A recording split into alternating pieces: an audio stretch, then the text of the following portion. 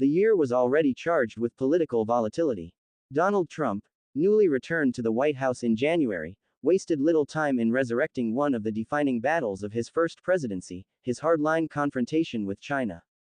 Welcome viewers to my channel. Please subscribe, like my video and turn on notifications so you don't miss our next update. To his supporters, Trump's return marked a chance to once again stand up to what he routinely described as the greatest economic predator the world has ever seen. To critics, however, it was the reopening of a dangerous fault line that had already rattled global markets once before.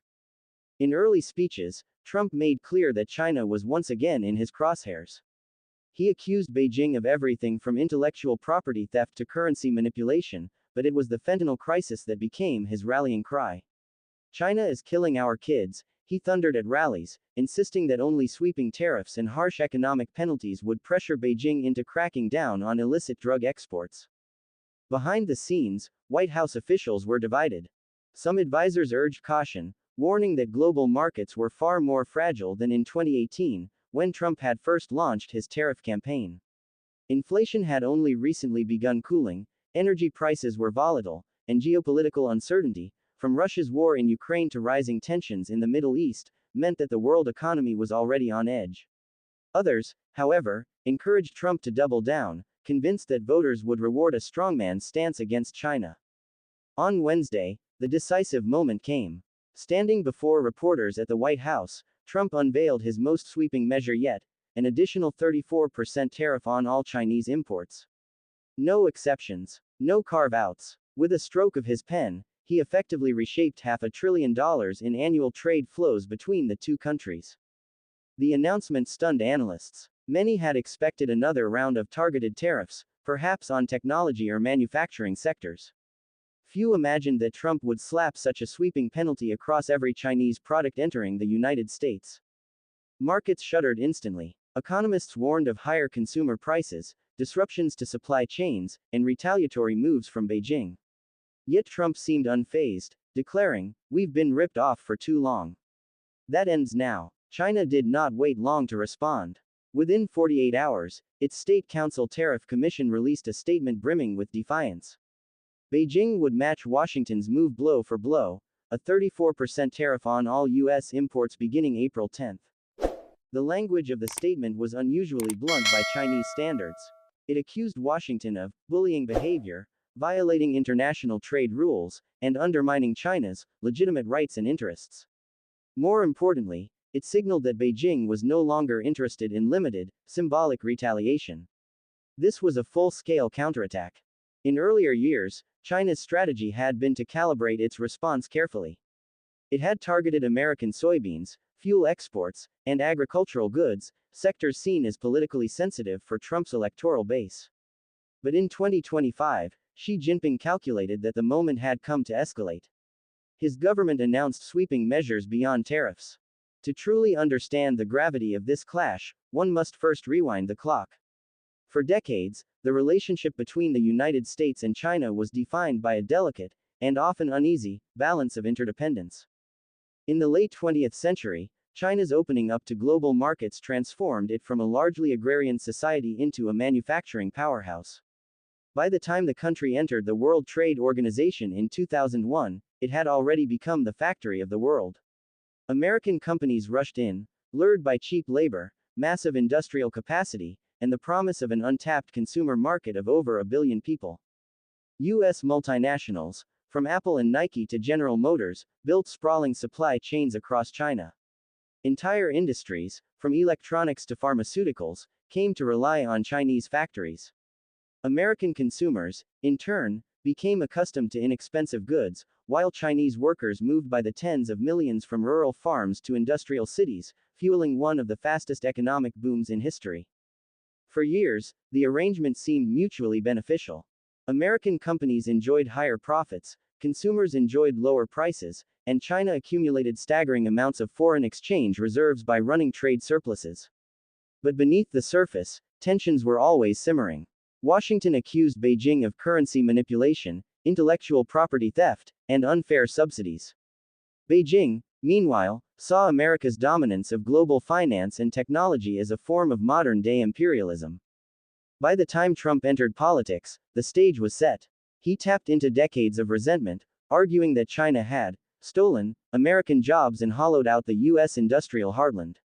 His supporters in Michigan, Ohio, and Pennsylvania, regions once thriving with steel mills and auto plants, saw their lived experience reflected in his words. To them, China was not just a competitor, it was the villain responsible for their economic decline.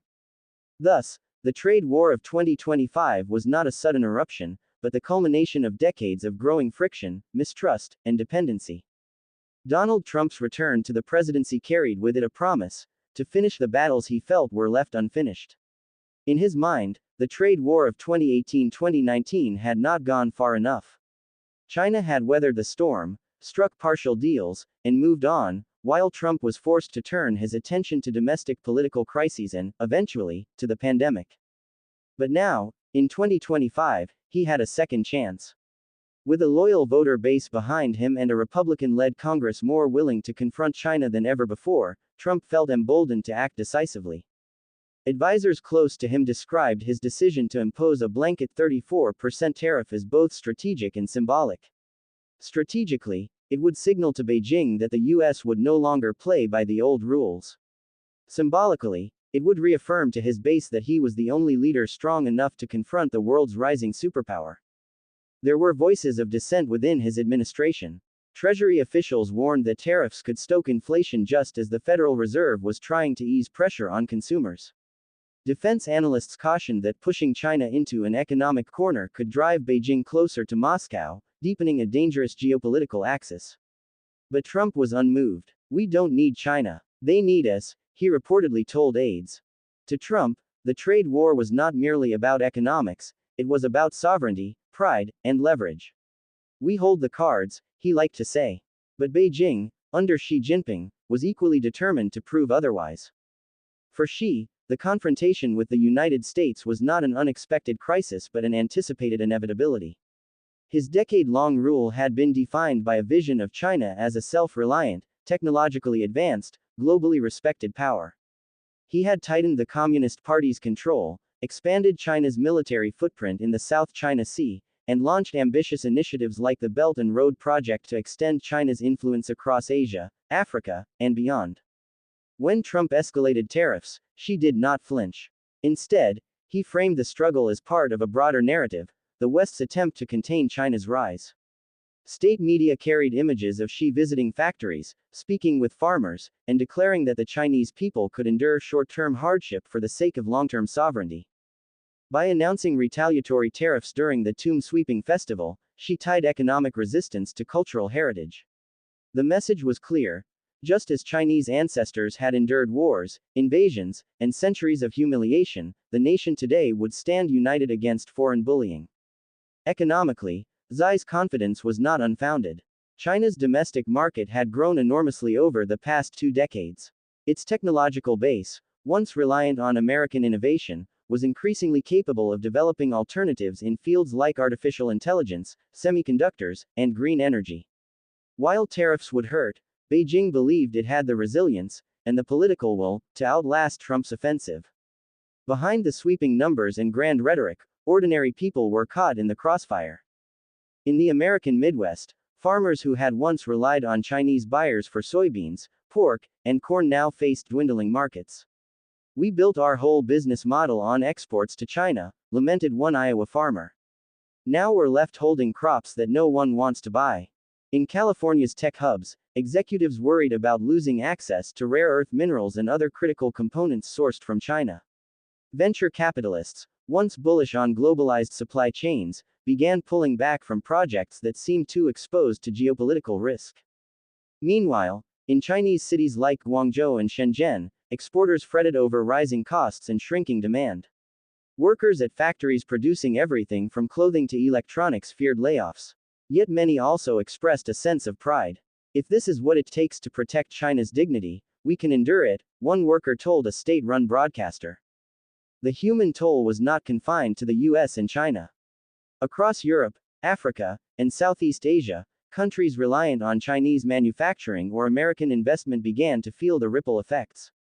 A trade war between two giants was not a bilateral affair, it was a global shockwave. The financial world, ever sensitive to uncertainty, reacted with ferocity. Traders described the markets as being on a knife's edge, with swings of hundreds of points in a matter of minutes.